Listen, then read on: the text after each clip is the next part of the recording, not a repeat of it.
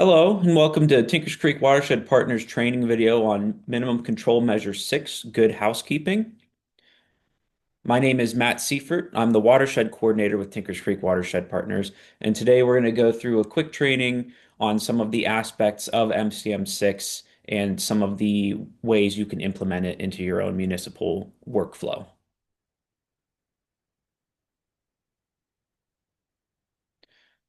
So a brief overview of what we're going to be talking about today.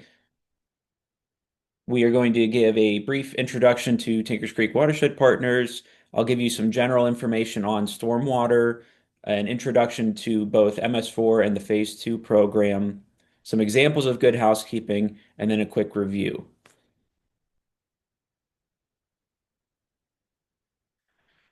So quickly about Tinkers Creek Watershed Partners, we are an independent 501c3 nonprofit serving Tinkers Creek and Brandywine Creek watersheds. That covers about 30 communities in 4 different counties. We partner with local municipalities to help them meet their MS4 requirements, improve stormwater management, and address local environmental concerns when they arise. We assist with securing grants and project funding for restoration, green infrastructure, and water quality improvement projects. And we also provide a lot of public education and outreach to help residents understand stormwater impacts and how to reduce pollution. So, briefly, what is stormwater? We define stormwater as any rainwater or meltwater from snow and ice that runs over surfaces such as pavement, lawns, roads, anything that is impervious or doesn't infiltrate a lot of that water back into the ground. So, as stormwater passes over surfaces like this, it can pick up pollutants like oil, litter, fertilizer, chemicals, things like that, as well as sediment, and that water typically will end up right in our local waterways, either through the storm drain or going straight into a stream, pond, or lake itself. It's important to note that stormwater does not go through a treatment plant before it enters our local waterways.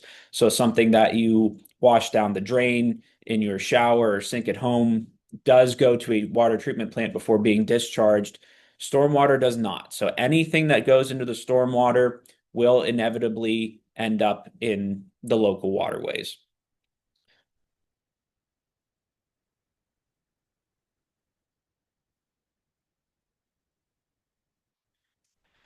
So, Stormwater Phase 2. It was introduced in 1999 under the Clean Water Act. It covers all small municipal separate storm sewer systems within urban areas that have populations of 50,000 or more people. Now, these municipal separate storm sewer systems, or these urban areas, I should say, can be found on a map on the EPA's website, and it can encompass several municipalities in one small MS4. It can also apply to some MS4s that are outside of these more urban areas, and that's on a case-by-case basis. It also established what's called the National Pollutant Discharge Elimination System, or NPDES program. This aims to reduce the quantity of pollutants picked up by stormwater as it passes over different surfaces. Sorry. And now onto the minimum control measures. There are 6 of these that are part of any stormwater management program, and they must all be addressed in small MS4 permits. The 6 of them are public education and outreach, public participation and involvement, illicit discharge detection and elimination, construction site runoff control, post-construction runoff control, and pollution prevention or good housekeeping. And there are several organizations that have a hand in this. Obviously, the U.S. Environmental Protection Agency, the Ohio Environmental Protection Agency, NEOPIPE, or the Northeast Ohio Public Involvement and Education Organization, Tinkers Creek, your local soil and water conservation districts. There are plenty of different entities that have a hand in at least one of these MCMs, if not more, that will have good resources for you or provide training similar to this, anything that can help fulfill the requirements of the small MS4 permit. So on to MCM 6. This requires small MS4 operators to either examine or alter their actions to reduce pollution collecting on roadways, parking lots, open spaces, storage areas, vehicle maintenance areas, all of these very impervious surfaces that are commonly incorporated into a lot of developed areas and municipal buildings and land, as well as pollution that occurs because of actions such as land development and flood management practices, as well as poor maintenance of storm sewer systems. Doing so can improve or protect our water quality in the receiving waters because, again, gets no treatment before it goes back into the local waterways. It could also result in cost savings if you are regularly inspecting and maintaining your infrastructure that prevents the or that at least lowers your potential for a critical failure of the infrastructure, which is significantly more costly to repair in a lot of instances versus routine maintenance. It requires small MS4s to develop and implement an operation and maintenance program that will ultimately aim to reduce or prevent pollutant runoff from municipal operations into the storm sewer systems. This includes employee training on how to incorporate this pollution prevention or good housekeeping techniques into municipal operations. And it determines the appropriate best management practices to meet permit requirements. So now we're going to go into just a few of many examples of best management practices that municipalities can incorporate. We're recording this in December, so on top of everybody's brain right now would be the use of de-icing materials. Now, commonly, you're going to see a lot of salt trucks putting out sodium chloride. It's relatively inexpensive and effective at most close to freezing temperatures. It also can be quite harmful to aquatic life. We'll touch on that in a second. One best management practice would be to consider using alternatives to sodium chloride. So, calcium chloride and magnesium chloride are two examples of de-icing materials that are a bit more effective at lower temperatures, and they tend to be less harmful to vegetation, though the trade-off in that is they are more expensive. And we understand everybody is on a budget, and these can add up in price quite quickly. But if it's something you're able to incorporate even partially into your program, every little bit helps. Another BMP for de-icing materials would be to base your application rates off of site-specific characteristics. By that, I mean things like road width, traffic concentration, proximity to surface water. So if it's possible, if you have a roadway that's going, say, right over a stream or is very much within the floodplain or the riparian area of a stream, maybe attempt to reduce the rate of salt application right on that road because that has a higher chance of going just directly into the stream. Another great thing to incorporate, if you don't already, is to keep accurate records of application practices.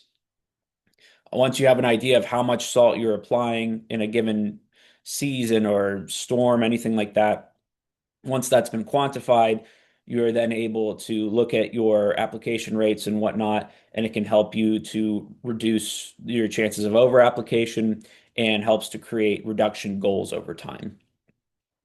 And then when you're not actively salting, make sure to store de-icing materials where they will be protected from the weather. So we don't want the salt being blown away or getting rained on because then it'll just mix with the rainwater and flow into the storm drain.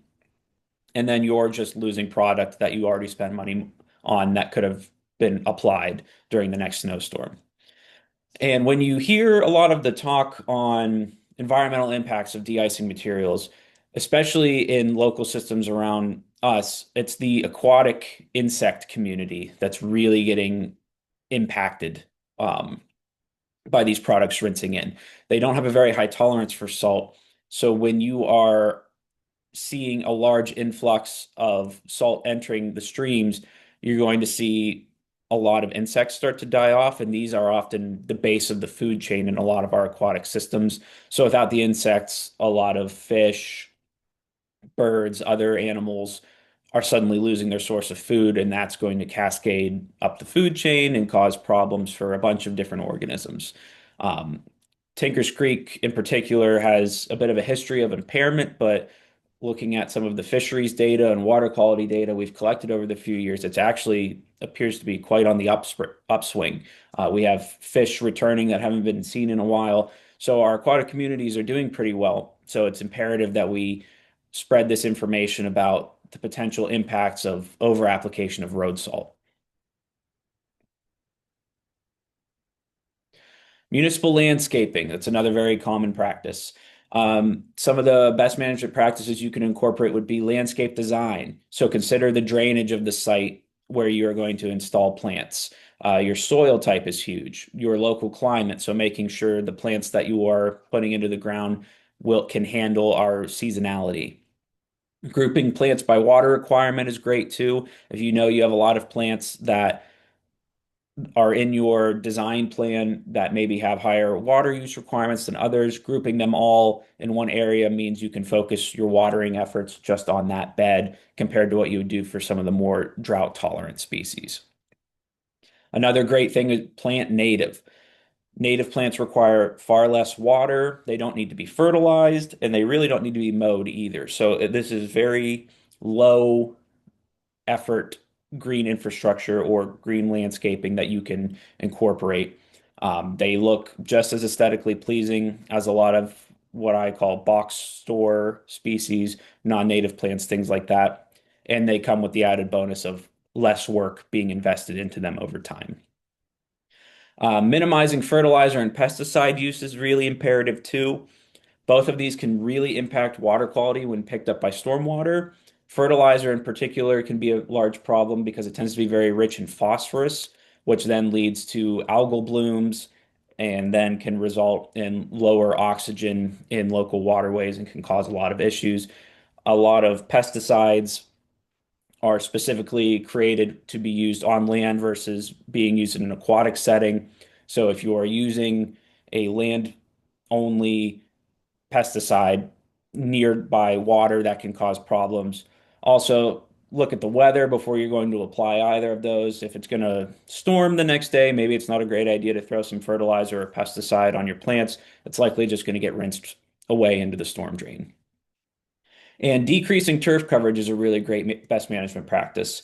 Uh, Turf does not infiltrate as much groundwater as actual plant beds. It also does very little to slow overland flow down.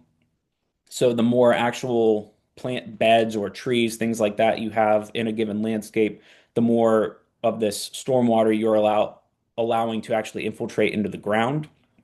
So any turf reductions are great. That's also less mowing you have to do and things like that, any fertilizer that the grass would need.